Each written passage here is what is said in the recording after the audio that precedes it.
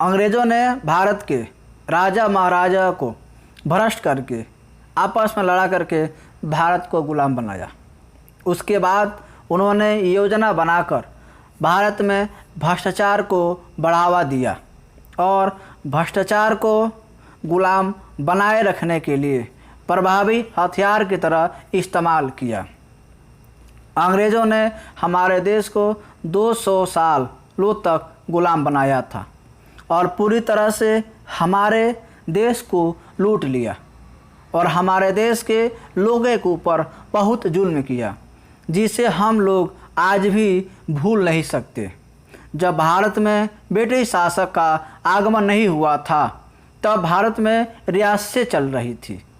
लोग अलग अलग खंडों पर अलग अलग राजा राज्य करते थे, जो दिल्ली से कन्याकुमारी तक फैली हुई थी।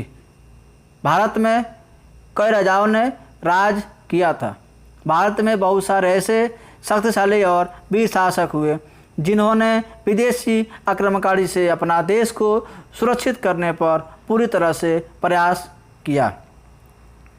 और यह सियासत मुंबई में भी था, दिल्ली में भी था। इसी प्रकार पूरे भारत, पूरे देश अलग अलग सियासतों में बटा हुआ था। अंग्रेज़ों ने धोखा देकर और छल से हमारे देश के राजाओं की रियासतें छीन ली, क्योंकि अंग्रेज़ ने देखा कि भारत के राजा आपस में ही लड़ रहे हैं और इसी का फ़ायदा उठाया।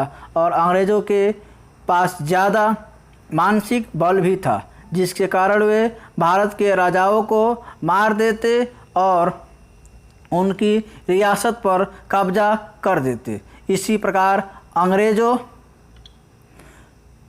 ने एक एक करके सभी राजा के मारकर राज्य पर अपना कब्जा कर लिया। भारत के बहुत से राजा महाराजा हुए जिन्होंने अंग्रेज़ों के खिलाफ युद्ध किए देश की रक्षा के लिए, लेकिन वे भी राजा अंग्रेज़ों के हाथों मारे गए। अंग्रेज़ों के पास बंदूक, खूनी हथियार थे, जिससे भारत के राजा महाराजाओं को मारने के बाद स्वयं गद्दी पर अपना शासन चलाना शुरू कर दिया और इसी प्रकार हमारा देश अंग्रेज़ों का गुलाम बन गया।